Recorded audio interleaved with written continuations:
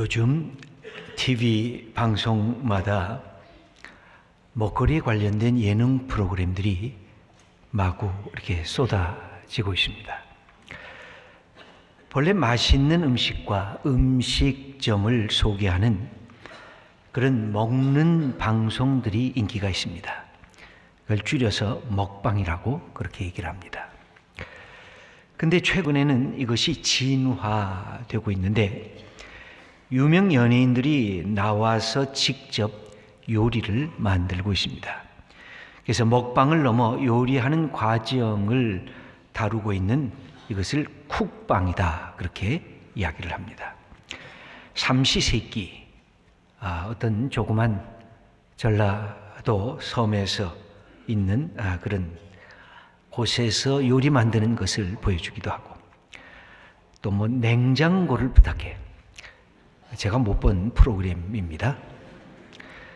이것은 연예인들이 실제 소유하고 있는 냉장고를 열어서 요리하는 그런 프로그램이도 있고 오늘 뭐 먹지 이런 연예인들이 나와서 직접 요리를 만들어내는 이 프로그램들이 인기를 얻고 있습니다. 왜 그럴까요? 먹는 것, 마시는 것 이것이 우리가 갖고 있는 우리의 삶의 아주 본질적인 내용이기 때문에 그렇습니다. 본질적 내용일 뿐만 아니라 먹는 것, 마시는 것이 우리 인생의 큰 즐거움 중에 하나이기 때문에 그렇습니다. 누구나 다 하는 일이고 먹고 마시는 데 관심이 없는 사람은 하나도 없을 것입니다. 그런데 TV에 이 먹는 일에 연예인까지 나오는 것, 거기다가 요리까지 하는 것, 그동안은 여자만 요리하는 줄 알았는데 남자들이 나와서 요리하는 그것이 사람들의 호기심을 자극합니다. 유명 연예인들은 사는 집도 다르고 입는 옷도 다른 것 같은데 먹는 것은 나와 비슷하구나 하는 안도감과 동질감을 느끼면서 채널을 돌리고 있는 것 같습니다. 여러분, 먹는 것이 뭡니까? 연인들이 데이트할 때도 제일 처음에는 차 한잔 먹다가 그 다음에 조금 더 친해지면 밥까지 함께 먹게 됩니다. 인간이 친해지는 것이 많이 있지만 먹는 것, 마시는 것을 통해서 함께 하는 것이 그 공동체를 이루는 아름다운 모습이기도 합니다. 우리는 옛날에 가족이라고 말을 하기보다는 식구다 그렇게 불렀습니다. 식구라는 말을 그대로 한자어로 말한다면 먹는 구멍이라고 할 수가 있습니다. 먹는 입이 도대체 몇 명이냐, 식구가 몇 명이냐 그렇게 물었습니다.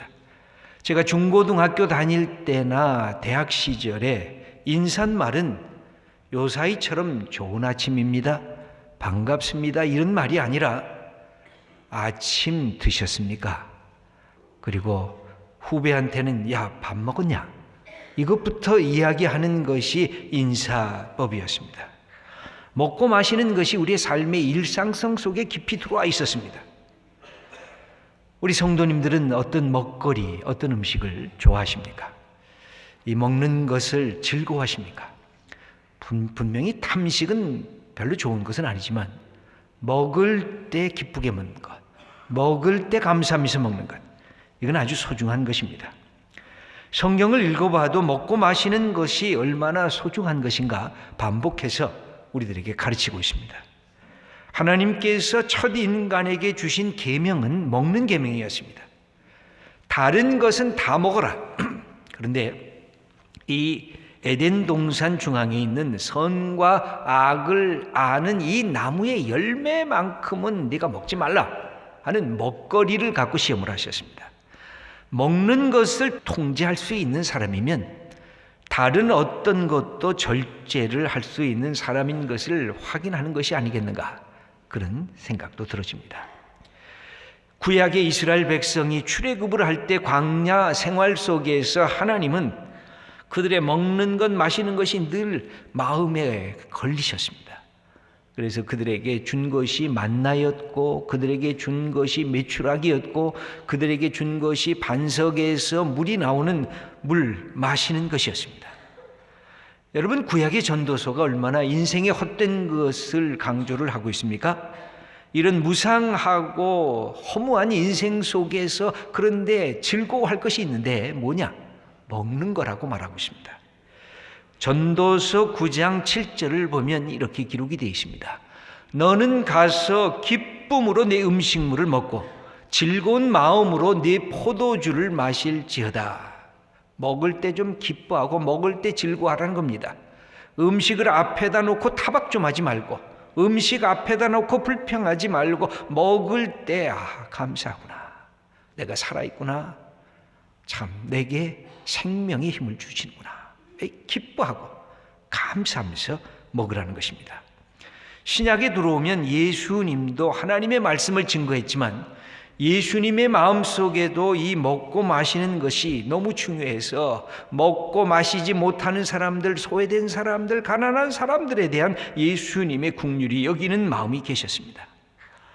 예수님의 말씀을 듣고자 따라왔던 그 수많은 사람들이 광야에서 먹을 것이 없었을 때 예수님의 마음이 움직이기 시작했습니다. 불쌍히 여겼습니다. 그래서 한 어린아이가 갖고 온 오병이어 떡 5덩어리와 물고기 2마리를 갖고 그 5,000명을 배불리 먹이신 분이 우리 예수님이십니다. 예수님이 만난 사람들 중에 사람들에게 버림받았던 사람들, 세리들, 죄인들도 초청하셔서 그들과 함께 먹거리를 나누셨습니다. 그때 예수님을 미워했던 바리새인들과 종교 지도자들이 예수님을 향해서 붙인 별명이 있었습니다. 저 사람 먹는 거 좋아해, 저 사람 탐식가인가 봐, 저 사람 마시는 거 좋아해 하면서 예수님을 향해서 그런 별명을 붙여놨습니다. 예수님이 제자들과 우리들에게 가르쳐 주신 주기도문이 있습니다. 주기도문에 6개의 간구문이 있는데 3개는 하나님께 올려드리는 간구문입니다. 그 다음에 3개는 인간을 위한 간구문인데 그 인간을 위한 간구문 중에 첫 번째가 뭐냐면 먹거리였습니다. 하나님께 그렇게 기도하라는 것입니다. 우리에게 일용할 양식, 하루하루 먹고 마시는 이것을 하나님께서 허락해 달라는 기도를 하라는 것입니다. 그래서 먹고 마시는 것은 생존권에 대한 문제일 뿐만 아니라 우리의 삶을 즐겁게 하고 기쁘게 하는 삶의 본질적인 문제인 것을 하나님도 예수님도 우리에게 가르쳐 주고 계십니다. 예수님께서 제자들과 마지막 밤을 보내면서도 이제 곧 십자가에 달릴 것을 아시면서도 제자들을 초청해서 예수님이 베푸신 것도 이 먹는 것이었습니다. 유월절 만찬을 제자들과 함께 먹고 마시면서 이제 내 길을 간다, 이제 나는 십자가의 길을 간다고 그렇게 가신 것입니다. 예수님이 부활하시고 나셔서도 제자들과 제일 먼저 첫 번째 행한 것이 먹고 마시는 일이었습니다. 얘들아 다 와라, 내가 부활한 너희의 스승 예수다, 그렇게 초청하신 것입니다. 그러면서 새 생명을 시작하셨습니다. 이 먹고 마시는 것을 통해서 하나님께서 우리에게 생명을 주시는 그 하나님인 것을 보여주시기 위함인 것입니다. 오늘 본문에 의하면 예수님께서 부활하신 후 사흘이 넘어 지나갔습니다. 제자들은 마음이 낙담이 됐습니다. 뿔뿔이 예루살렘에서부터 흩어졌습니다. 3년 동안 따랐던 예수님께서 십자가의 비참하게 허무하게 돌아가시는 것을 보면서 어찌할꼬, 우리는 이제 어떤 길을 가야 될꼬 당혹했습니다. 그래서 예루살렘에 있지 않고 흩어지기 시작했습니다. 예루살렘에서 약 10여 킬로 떨어진 엠마오로 2 제자들이 가고 있었습니다. 바로 그때에 예수님, 부활하신 예수님이 가까이 다가오셨습니다. 여기에 그렇게 다가오는 그 예수님에 관한 이 제자들은 예수님에 관해서 소식을 듣고 있었고, 예수님의 시신이 사라졌다는 소식도 듣고 있었고, 예수님의 무덤이 비었다고 하는 소식도 듣고 있었지만 옆에서 다가오는 예수님을 눈여겨보지를 못했습니다. 오늘 누가복음 24장 16절을 보면 다음과 같이 기록이 되어 있는데 함께 읽어보겠습니다. 그들의 눈이 가리어져서 그인 줄 알아보지 못하거늘 예수께서 이르시되 너희가 길 가면서 서로 주고받고 하는 이야기는 무엇이냐 하시니 두 사람이 슬픈 빛을 띠고 머물러 서더라. 여기 보면 제자들이 지나가면서 이 예수님이 다가오시는 것을 이렇게 느끼지를 못했습니다. 왜냐하면 예수님의 죽음이라고 하는 것은 참담한 사건이었기 때문에 그랬습니다. 찬란한 메시아로 기대를 하고 있었는데 영광스러운 메시아는 사라졌습니다. 오히려 죽음의 바닥으로 추락한 실패자가 그들의 이 머리에 꽉 박히고 이거 어찌 알고, 그것은 초라한 모습이었습니다.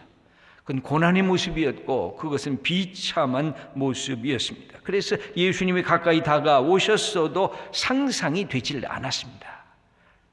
아마 옆에 있는 사람을 정확히 안 봤을는지도 모릅니다. 부활하신 예수님이기 때문에 그들이 봤어도 잘 몰랐을는지 모르겠습니다. 여기에 한 3시간 정도 되는 이 거리에 예수님과 한 1시간 이상 대화하면서 이 엠마오 길로 가지 않았겠는가 보여집니다.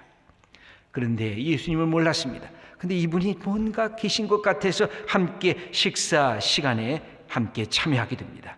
여기 30절 말씀, 이때 이제 예수님을 알게 되는데 읽어보겠습니다. 그들과 함께 음식 잡수실 때 떡을 가지사 축사하시고 떼어 그들에게 주시니 그들의 눈이 밝아져 그인 줄 알아보더니 예수는 그들에게 보이지 아니하시는지라. 말씀 들으면서도 뭔가 긴가민가 했습니다. 그런데 함께 식사를 하면서 예수님과 함께 그분이 떡을 띄워주고 나누어주는 그 모습을 보면서 아, 예수님이시네 하고 예수님을 알아보게 된 것입니다. 바로 그 순간에 예수님은 사라지셨습니다. 여기 보면 식탁에 참여했을 때에 지금까지 말씀하신 분이 예수님인 것을 알고 다시 되돌아보았습니다. 24장 32절을 보면 이렇게 기록이 되어 있는데 함께 읽겠습니다. 그들이 서로 말하되 길에서 우리에게 말씀하시고 우리에게 성경을 풀어주실 때에 우리 속에서 마음이 뜨겁지 아니하더냐 하고, 여기 보면 연상하고 예수님의 말씀을 다시 기억하면서 맞아 우리가 말씀 들을 때 우리의 가슴이 뜨거웠는데, 우리의 이 가슴이 약동했는데 아, 저분이 바로 우리의 주님이신 예수님이시구나 하는 것을 그제서야 깨닫게 되었다고 하는 것입니다. 여러분, 그렇다고 하면 오늘 우리들의 삶의 자리는 뭘까요? 우리들은 지금 어떤 자리에 있을까요? 우리도 엠마오 도상의 제자들처럼 슬픈 마음이 우리들 속에 있지 않습니까? 내가 열심히 살았지만 열매 없는 삶에 내가 지치고 지겨워하면서 살고 있지는 않습니까? 내가 낙심하면서 그래도 어쩔 수 없이 살아야지 그렇게 살아가고 있는데 그것이 나의 일상적인 삶으로 들어오고 있지 않습니까? 여러분, 일상적인 삶이란 매일 쳇바퀴 가듯이 돌아가는 삶인데 이런 곳에서 새로운 생명을 경험하기가 쉽지가 않습니다. 그런데 말씀을 들었어도 잘 깨닫지를 못했습니다. 아니, 예수님의 식탁의 교제에 들어왔을 때에 아, 이분이 예수님이시구나. 여러분, 우리 공동체가 이렇게 일주일마다 하나님 앞에 나와서 행하는 예배가 뭘까요? 예배란 다른 것이 아닙니다. 예수님이 말씀하는 자리입니다. 예수님께서 자기의 몸을 내놓으시고 피를 흘리신 그 식탁에 우리를 초청하는 자리입니다. 부활하신 예수님께서 제자들을 초청하셔서 그들에게 함께 말씀하면서 그들의 삶의 자리에 찾아오신 자리가 바로 예배입니다. 오늘 식탁의 주인은 예수님이십니다. 예수님이 우리를 초대하셨습니다. 부활의 생명의 이 식탁에 참여하라고. 우리는 그 사실을 알고 집에서 교회를 향해서 열심히 나온 것입니다. 예배란 우리가 지금까지 살고 있었던 땅인 죽음의 땅, 절망의 땅, 우리의 생명을 위협하는 삶의 자리에서 예수님이 우리를 생명의 땅으로, 절망의 땅이 아니라 소망의 땅으로, 우리로 하여금 낙심하고 좌절하고 슬퍼하는 그 자리에서 다시 기쁨을 회복시키는, 우리의 눈물을 닦아주는 그 자리로 초청하는 이 자리가 바로 예배 공동체의 자리인 것입니다. 부활하신 예수님과 함께 식탁에로 먹고 마시는 그 자리. 그래서 예배란 이게 축제입니다. 예배란 잔치입니다.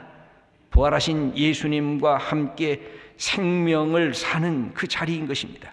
하나님의 말씀을 듣고 먹으면서 기뻐하는 것, 이것이 바로 예배 공동체입니다. 1년에 52주는 그래서 다 부활의 아침인 것입니다. 아니, 1년에 365일은 부활하신 예수님께서 우리를 식탁 교제를 해서 말씀을 들고 세상에서 사는 부활의 축복의 자리입니다. 예수 그리스도의 부활은 역사적으로 보면 일회적인 사건이었습니다. 죽은 자 가운데서 사흘 만에 부활하신 일회적인 사건이었지만, 예수님이 이 땅에 오셔서 부활의 식탁을 우리에게 초청하시면서 매일 매 순간 매 삶의 자리를 부활의 자리로 우리를 변화시켜 나가는 것입니다. 일상적인 삶이지만 특별한 부활의 생명을 경험하는 자리입니다. 우리가 갖고 있었던 슬픔을 이제는 거두라는 것입니다. 이제는 우리의 눈물을 닦으라는 것입니다. 이제는 절망 가운데 있었던 우리들을 향해서 하나님이 주신 생명을 바라보면서 소망을 품으라는 것입니다.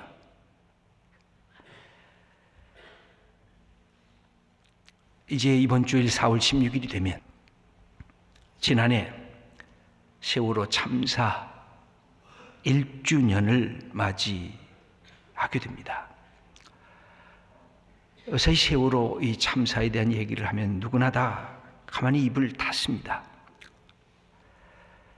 하지만 이제는 오랫동안 흘렸던 그 눈물을 거둘 수 있도록 우리가 함께 도와야 될 겁니다. 정부도, 국민도, 우리 교회도 기도하면서 우리도 협력해야 할 것입니다. 우리의 가슴 아프게 하는 것은 사랑하는 아들, 딸, 형제, 자매를 잃어버린 그 유가족들입니다. 그런데 그것보다 더 가슴을 아프게 하는 것은 지금도 시신을 찾지 못하는 실종자들의 가족들입니다. 그들은 유가족이라고 하는 칭호를 받기를 원하고 있습니다. 현장에서 1년 동안 함께 있었던 사람의 이야기를 다시 들어봤습니다. 시신이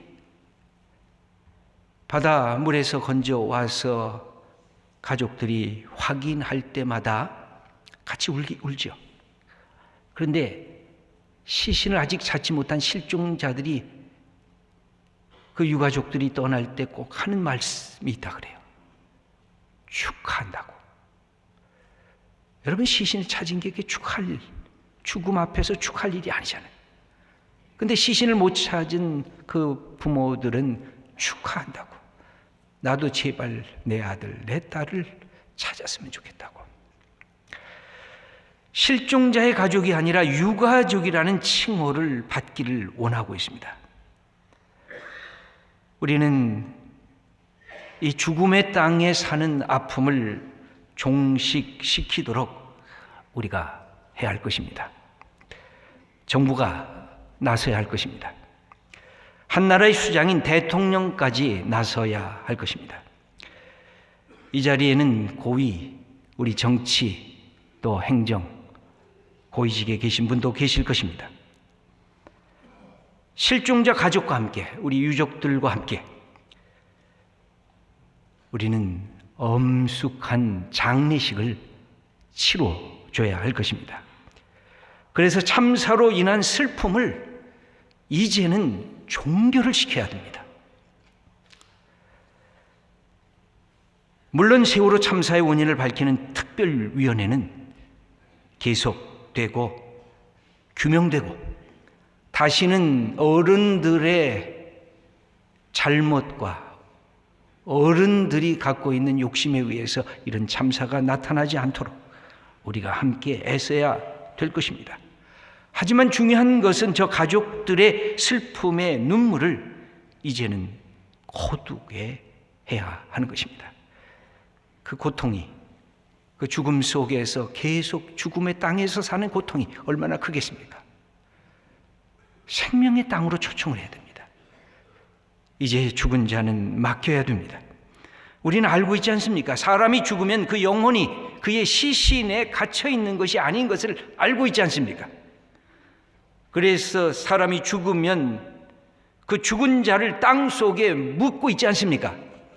때로는 화장을 해서 한 줌의 재로 땅에 뿌리지 않습니까? 해군 장병들은 사랑하는 동료가 바다에서 죽으면 그 바다 물속에다가 그 시신을 수장시키지 않습니까? 우리의 몸도, 누구의 몸도 마찬가지입니다. 죽으면 자연으로 돌아가는 것입니다. 흙으로 돌아가는 것입니다. 하지만 우리의 영은 하나님께서 받으시고 우리가 하나님 앞에 서게 되는 것입니다. 그래서 그것은 하나님께 맡기는 것입니다. 그래야 시신을 찾지 못해도 우리가 함께 애도하고 함께 슬퍼하면서 장례식을 치르고 슬픔을 이제는 멈추게 해야 되는 것입니다. 죽은 자 가운데서 다시 사신 예수님이 하신 일이 뭘까요? 너희들의 눈물을 내가 닦겠다. 너희들의 슬픔을 멈추게 하겠다. 너희들의 탄식을 이제는 그만하게 하겠다는 것이 예수님이 저 십자가에 달리셔서 죽으시면서 죄와 불의와 죽음 앞에서 떨고 있는 우리들에게 새 생명과 소망과 생명의 약속을 허락해 주신 것입니다. 이제는 산자들이 생명이 있음을 다시 기뻐하면서 감사하는, 그래서 부활하신 예수님과 함께 우리의 생을 열어갈 책임이 우리 모두에게 있습니다. 예수님께서는 식탁을 나누실 때마다 하나님 앞에서 두 가지를 행하셨습니다. 첫째는 감사하면서 축복하셨습니다. 둘째는 떼어서 그것을 나누셨습니다. 여러분, 우리가 늘 부활하신 주님과 식탁의 이 예배의 잔치에 초대받으면서 우리가 해야 될 것이 있습니다. 이 모든 것 하나님이 내게 주신 선물이구나. 먹는 것, 마시는 것 앞에 설 때마다 감사하고 축복하고, 내가 손으로 만지는 것 감사하고 축복하고, 내가 걷는 땅 감사하고 축복하고, 내가 만나는 사람들 감사하고 축복하고, 그것이 하나님께서 우리에게 주신 것입니다. 그리고 예수님이 보여주신 것은 떼어서 나누셨습니다. 우리가 먼저 깨닫게 된 복음, 우리가 먼저 깨닫게 된 생명, 우리가 먼저 깨닫게 된 기쁨, 우리의 속에 있는 감사를 그렇게 하지 못하는 사람들에게 이 세상을 향해서 나누는 것, 하나님께서 이 부활의 식탁에 이 아침에 우리를 초대한 이유이십니다. 그래서 죽음의 땅에 사는 우리에게 생명의 땅으로 초청하신 우리 주님과 함께 이 땅에 사는 사람들을 생명의 땅으로 초청하는 그 사명이 우리에게 주어진 것입니다. 사랑하는 성도 여러분, 예수님이 부활하셨다는 것이 왜 기쁜 소식일까요? 모든 자들이 죽음 앞에서 오열하고 거기에 멈춰섰을 때 우리에게 영원한 생명이 있고, 우리는 살아도 예수님과 함께 죽어도 예수님과 생명을 살게 되겠다는 이 축복을 우리에게 선물로 주신 것입니다. 여러분, 우는 자들의 눈물을 닦아주는 사람들, 그리고 주님의 주신 생명의 기쁨을 함께 나누는 복된 우리 성도님들과 우리 모든 삶의 자리, 우리 교회가 되기를 축원합니다.